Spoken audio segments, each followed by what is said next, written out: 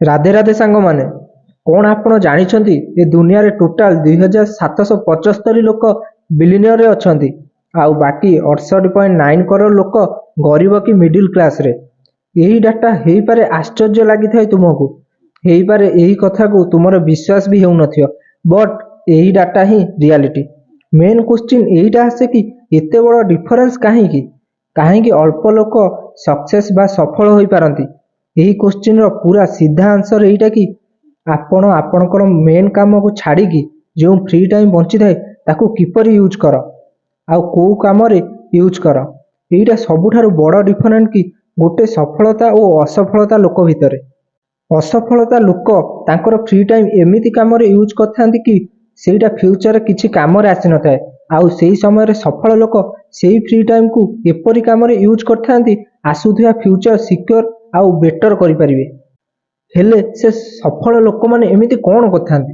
ଏହି ଭିଡ଼ିଓରେ ମୁଁ ଆପଣଙ୍କୁ ଏମିତି କାମ କଥା କହିବି ଯେଉଁ କାମ ସଫଳ ଲୋକମାନେ ତାଙ୍କର ଫ୍ରି ଟାଇମ୍କୁ ୟୁଜ୍ କରିକି କରିଥାନ୍ତି, ଯେମିତି ସେ ଆଗକୁ ଯାଇକି ପଜିଟିଭ ରେଜଲ୍ଟ ପାଇଥାନ୍ତି।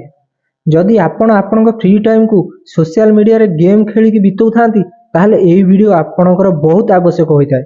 ଏଥିପାଇଁ ଅନ୍ୟ କେଉଁ କାମରେ ଡିଷ୍ଟ୍ରାକ୍ଟ ନ ହୋଇ ଭିଡ଼ିଓର ଶେଷ ପର୍ଯ୍ୟନ୍ତ ଗୋଟେ ଗୋଟେ କଥାକୁ ବୁଝ। ହେଇପାରେ ଆପଣଙ୍କୁ ଫ୍ୟୁଚର ସକ୍ସେସ୍ ରାସ୍ତା ଏଇଠି ହିଁ ମିଳିଯାଇପାରେ।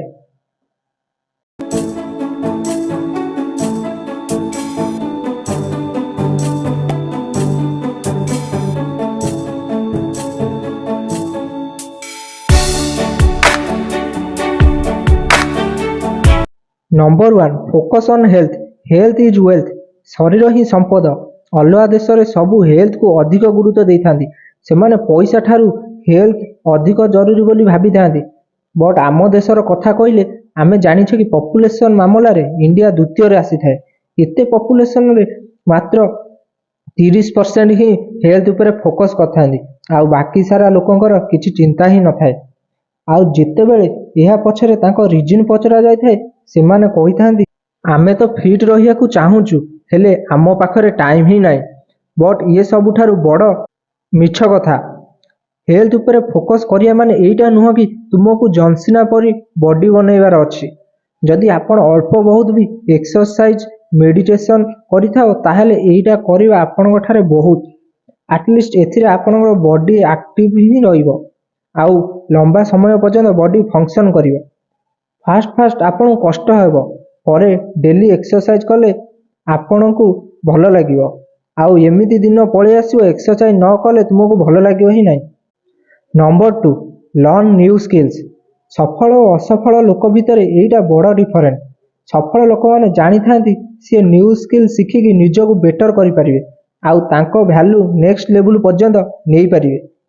ନ୍ୟୁ ସ୍କିଲ୍ ଶିଖିକି ସେ ଖାଲି ତାଙ୍କ ନଲେଜକୁ ନୁହଁ ତାଙ୍କ ଇନକମ୍ ବି ବଢ଼ାଇଥାନ୍ତି। ଆଉ ଏମିତି କର, ମାର୍କେଟରେ ଏମିତି ବହୁତ ସାରା ସ୍କିଲ୍ ଅଛି ଯାହାର ଡିମାଣ୍ଡ ବହୁତ ରହିଛି।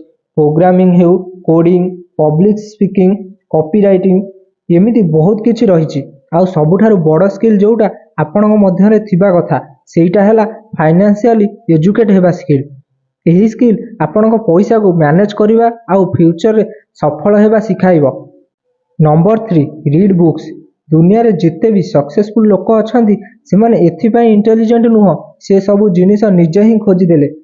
ସିଏ ଏଥିପାଇଁ ସକ୍ସେସ୍ କି ଯେଉଁମାନେ ସକ୍ସେସଫୁଲ୍ ହୋଇଯାଇଛନ୍ତି ସିଏ ସବୁ ତାଙ୍କ ବୁକ୍ସରେ ଲେଖିଛନ୍ତି ଆଉ ସେଇ ବୁକ୍କୁ ପଢ଼ନ୍ତି। ସବୁଦିନ ବୁକ୍ସ ପଢ଼ିଲେ ନ୍ୟୁ ଆଇଡ଼ିଆ ଡେଭଲପ୍ ହେବ। ଯେଉଁମାନେ ସକ୍ସେସ୍ ହେଇଯାଇଛନ୍ତି ସେମାନେ କ'ଣ ଆଡ଼ଭାଇସ୍ ଦେଇଛନ୍ତି ସେଇଟାକୁ ୟୁଜ୍ କରିବା ଦରକାର, ଆଉ ସିଏ ସେଇ ଭୁଲରୁ ବଞ୍ଚି ଯାଇଥାନ୍ତି ଯେଉଁ ଭୁଲକୁ ସକ୍ସେସଫୁଲ୍ ଲୋକମାନେ କରିକି ଟାଇମ୍ ୱେଷ୍ଟ କରିଥିଲେ। ଆପଣଙ୍କୁ ଆପଣଙ୍କ ନଲେଜ ବଢ଼ାଇବାକୁ ହେଲେ ଆପଣଙ୍କୁ ବୁକ୍ସ ନିଶ୍ଚିନ୍ତ ପଢ଼ିବାକୁ ହେବ। ଆଉ ଯେତେବେଳେ ଆପଣ ବୁକ୍ସ ପଢ଼ିଥାନ୍ତି ସେତେବେଳେ ଆପଣ ଅଥରଙ୍କ ଲାଇଫକୁ ନିଜେ ଷ୍ଟଡି କରିଥାନ୍ତି। ଏଥିପାଇଁ ତୁମେ ଖାଲି ସମୟରେ ବୁକ୍ସ ପଢ଼ିବା ପାଇଁ ନିଶ୍ଚିନ୍ତ ଟାଇମ୍ ବାହାର କର। ନମ୍ବର 4, ଷ୍ଟାର୍ଟ ଏ ସାଇଡ୍ ହଷ୍ଟେଲ୍। 9ଟାରୁ 5ଟା ପର୍ଯ୍ୟନ୍ତ ଆପଣ ଯଦି ଏଇଟା ଚାହାନ୍ତି କି ସବୁଦିନ ଆଉ ଜଣଙ୍କ ପାଖରେ କାମ ନ କରିବା ପାଇଁ ତାହେଲେ ଆପଣଙ୍କୁ ଆପଣଙ୍କ ଫ୍ରି ଟାଇମ୍ରେ ସାଇଡ୍ ହଷ୍ଟେଲ୍ ଷ୍ଟାର୍ଟ କରିବା ଦରକାର। କାହିଁକି ନା ଆଜିକା ସମୟରେ ସାଇଡ୍ ହଷ୍ଟେଲ୍ ଷ୍ଟାର୍ଟ କରିବା ବହୁତ ଇଜି ହେଇଗଲାଣି। ସ୍ମାର୍ଟଫୋନ୍, ଲ୍ୟାପଟପ୍ ଆଉ ଭଲ ଇଣ୍ଟରନେଟ୍ ସହିତ ଆପଣ ଆପଣଙ୍କ ସାଇଡ୍ ହଷ୍ଟେଲ୍ ଆରମ୍ଭ କରିପାରିବ। ଆଉ ସାଇଡ୍ ହଷ୍ଟେଲରେ ଆପଣଙ୍କୁ ମୁଁ ଏଇଟା କହିବି କି ୟୁଟ୍ୟୁବ ହିଁ ଟ୍ରାଏ କରନ୍ତୁ, କାହିଁକି ନା ଏଇଟା ବହୁତ ସହଜ ଆଉ କେତେ ଜଣଙ୍କ ଲାଇଫ୍ ଚେଞ୍ଜ ମଧ୍ୟ କରିଛି। ବାସ୍ ଆପଣଙ୍କ ପାଖରେ ଗୋଟେ ୟୁନିକ୍ ଟପିକ୍ ଥିବା ଦରକାର ଯାହା ଉପରେ ଆପଣ ଭିଡ଼ିଓ ବନେଇ ପାରିବେ। ଆଉ ଯଦି ଗୋଟେ ଥର ଆପଣଙ୍କ ଚ୍ୟାନେଲ ଗ୍ରୋ କରିଦେଲା ତ ଆପଣ ଏଠାରେ ଏତେ ଇନକମ୍ କରିପାରିବେ ଯାହାର କେବେ କଳ୍ପନା କରିନଥିବେ। ଆଉ ୟୁଟ୍ୟୁବ ଫ୍ୟୁଚରରେ ବହୁତ ଗ୍ରୋ ହିଁ ହେବ, ଏଥିପାଇଁ ଫ୍ରି ହେଇକି ଟାଇମ୍ ୱେଷ୍ଟ କର ନାହିଁ, ୟୁଟ୍ୟୁବ ସାଇଡ୍ ହଷ୍ଟେଲ କରିବା ଦରକାର। ମେ ବି ଆପଣଙ୍କ ଚ୍ୟାନେଲ ଜଲ୍ଦି ବି ଗ୍ରୋ ହେଇପାରେ କି ଏଥିରେ କିଛି ଟାଇମ୍ ବି ଲାଗିପାରେ, ବଟ୍ ଗ୍ରୋ ହେଲା ପରେ ଏଇଟା ନୋ ଡାଉଟ୍ କି ଆପଣଙ୍କ ବେନିଫିଟ୍ ହିଁ ହେବ। ଆଉ ଏଇଟା ହିଁ ଥିଲା ଏହି 4ଟି ଏମିତି କାମ ତ ଆପଣ ଆପଣଙ୍କ ଫ୍ରି ଟାଇମ୍ରେ କରିବା ଦରକାର। ଏଥିରେ ନା କେବଳ ଆପଣ ଆପଣଙ୍କ ମାଇଣ୍ଡସେଟ୍ ବଦଳିବ, ଏଥିରେ ଆପଣଙ୍କ ଓଭରାଲ୍ ଗ୍ରୋଥ୍ ବି ବହୁତ ଜୋରରେ ବଢ଼ିବ। ଏହି ଭିଡ଼ିଓ ଯଦି ଆପଣଙ୍କୁ ଅଳ୍ପ ବହୁତ ଇନଫର୍ମେଟିଭ୍ ଲାଗିଲା ତାହେଲେ ତାକୁ ଲାଇକ୍ ଆଉ ସେୟାର ଜରୁର କରିବ ଆଉ ସବସ୍କ୍ରାଇବ୍ ମଧ୍ୟ କରିବ।